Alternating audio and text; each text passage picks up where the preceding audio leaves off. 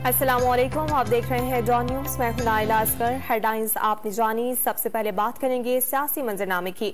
वज़ीर दिफा ख्वाजा आसिफ ने इंकशाफ किया है कि इमरान खान के गिर्द कानून का दायरा तंग हो रहा है। उनका एजेंडा मुल्क में इंतशार और नफरत फैलाना है। इदारे इमरान खान का साथ ना दें तो उनके खिलाफ मुहिम शुरू कर दी जाती है। इसने हमेशा माजी में भी आईनी हदूद से तजावुज करने की दावत अदारों को देता रहा। अगर आज अदारे जो हैं वो आईनी हदूद में अपने डिफाइंड किरदार में महदूद होना चाहते हैं तो आज फिर उनको दावत दे रहा है। अगर वो नहीं मानते उनके ऊपर कीचड़ उछालता है, उनमें तफरके की बातें करता है।